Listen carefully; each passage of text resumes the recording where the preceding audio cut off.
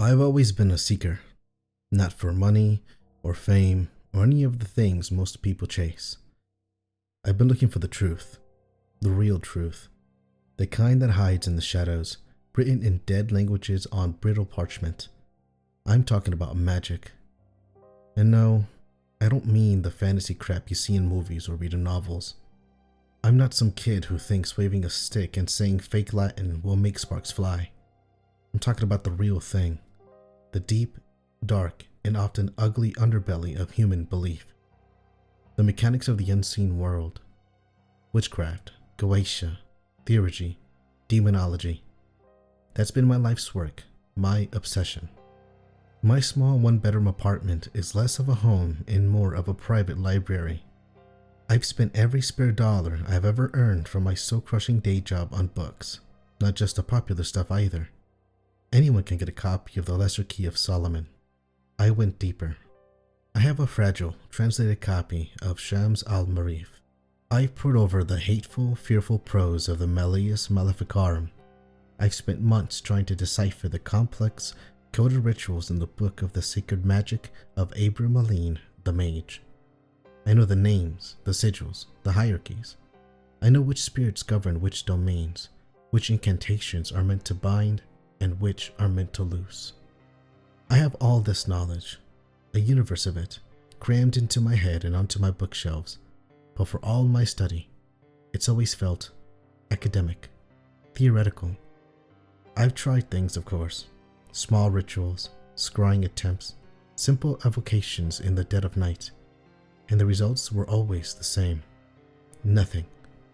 Just the silence of my apartment, the smell of burnt herbs, and the bitter taste of my own failure.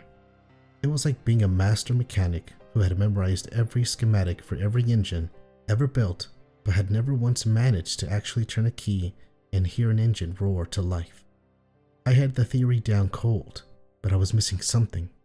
The spark, the conduit, the real sauce, as I like to call it.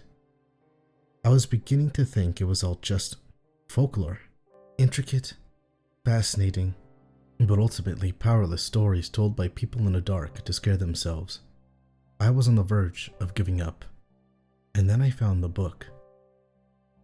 It was a total accident, a fluke. I was in a vast, old public library downtown, looking for something completely unrelated in their reference section. I took a wrong turn and ended up in a dusty, forgotten corner of the stacks marked Archaic Philology. It was a dead zone. The books looked like they hadn't been touched in a century. And there, shelved horizontally on top of a row of linguistic textbooks, was a book with no markings on its spine. Curiosity got the better of me. I pulled it down. It was heavy, bound in a plain, deep maroon leather that was worn, smooth, and felt strangely warm to the touch. There was no title on the cover, no author, no publisher's mark, anywhere. The pages were thick, creamy-colored vellum, and they were filled with handwritten script. The ink was a faded brown, and the handwriting was a precise, elegant, but unsettling sharp cursive.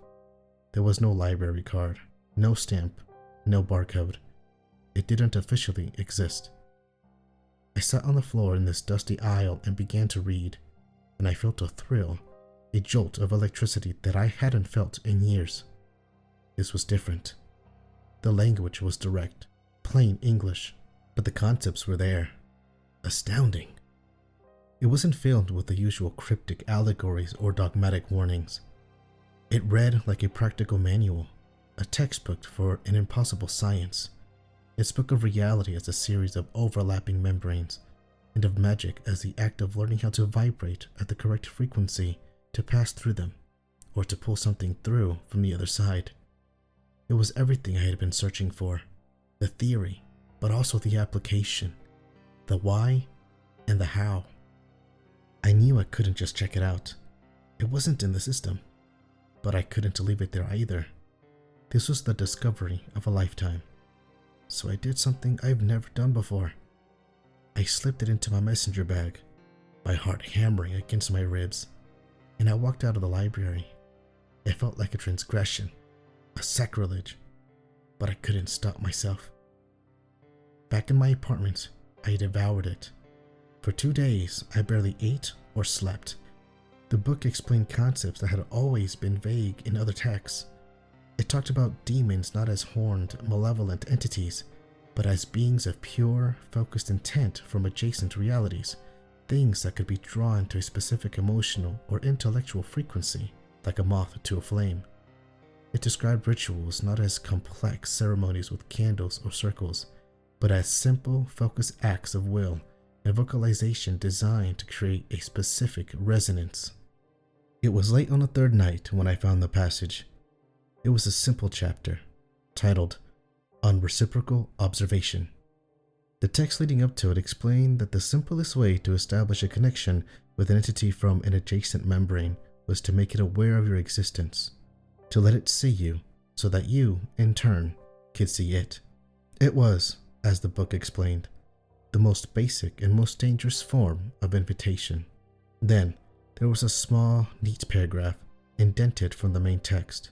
It read, "The following passage, when read aloud with sincere intent, will create a resonance sufficient to attract the attention of a nearby, non-corporeal entity. It will summon a demon. Read it at your own risk." I scoffed. I actually let out a short, quiet laugh in my silent apartment. Read it at your own risk. It was the most cliché, boilerplate warning imaginable. I'd seen variations of it in 100 different books. It was occult window dressing, designed to create an atmosphere of danger and mystique for the uninitiated. This book has been so practical, so direct up to this point, that this sudden dip into melodrama almost felt insulting. It was like reading a brilliant physics textbook that suddenly included a chapter on dragon slaying. I was jaded. I was tired of the failures. I was convinced that this, like all the others, would result in nothing. But the rest of the book had felt so right. So, the feeling of weary, cynical curiosity, I decided to do it. What was the harm? I took a deep breath, focused my intent as the book instructed, and read the short passage aloud. My voice sounded thin and foolish in the quiet room. "That which is without may now be within. The door that is closed is the door that is open. I see you. You see me." And that was it. I waited. I listened. And nothing. Of course, the familiar crushing weight of disappointment settled on me again. It was all just words. All of it. I sighed, rubbing my tired eyes. A whole life spent chasing ghosts, and all I had to show for it was a stolen library book and another failed experiment. The sound was so clear, so sudden and unexpected, that I physically jumped. It came from my front door. It wasn't a frantic banging or a weak tap. It was a firm, solid, perfectly normal knock. My mind raced. Who could possibly be at my door at nearly 2 in the morning? I don't have friends who drop by. I hadn't ordered any food. Maybe a neighbor, complaining about me talking to myself? I felt a surge of irritation. I got up from my chair, leaving the book open on the table, and walked to the front door. I looked through the peephole. Nothing. The hallway outside was empty, bathed in the sickly yellow glow of the flickering fluorescent light. Probably just kids, I thought, playing a prank. I unlocked the door and swung it open. The hallway was completely and utterly empty. I leaned out, looking both ways. Silence. The elevator at the far end was still. All the other apartment doors were closed. There was no one there. I shrugged, a feeling of anticlimax washing over me. I stepped back inside, closed the door, and slid the deadbolt into place with a heavy, satisfying thunk. A weird coincidence. That's all. I walked back to the table, back to the book. My eyes fell to the page I had left open, to the passage I had just read. And I saw the next line, the line I hadn't read yet, the line that was directly underneath the summoning passage. My brain registered the words before their meaning truly hit me, like seeing the flash of lightning a full second before hearing the thunder. Please, when the door knocks, do not open it. Do not open it for any reason. Do not open it under any circumstances. It must be invited. Do not invite it in. I read the words once, twice, a third time, and the blood drained from my face. My breath hitched in my chest. A cold that had nothing to do with the temperature of the room began to seep into my bones, a deep, cellular cold of absolute, irreversible horror. The knock wasn't a coincidence. The ritual had worked. I hadn't seen a demon. I hadn't heard its voice. It hadn't materialized in a puff of smoke in the center of my living room. That was just fantasy. This was the practical version. The book was a manual, and I had followed the instructions perfectly. I had created a resonance. I had attracted its attention. It had to come to my door, the threshold between its world and mine. And I, like an idiot, like a fool blinded by my own arrogance and disappointment, had opened it. I'd given the invitation. I am writing this now, sitting here in my chair, not daring to move. The book is still open on the table in front of me. I can't bring myself to touch it. I can't bring myself to close it. The air in my apartment has changed. The silence is no longer empty. It's thick, heavy, and watchful. It's like the silence of a room right after someone has entered and is now standing perfectly still, just behind you, waiting for you to turn around. What do I do? Is there another ritual? Do I burn the book? Do I run? Can I even leave?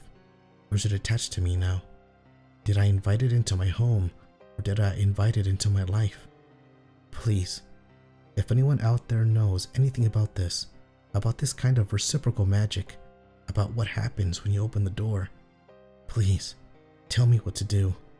The silence is getting heavier, and I have this terrible, unshakable feeling that it's not going to stay silent for much longer.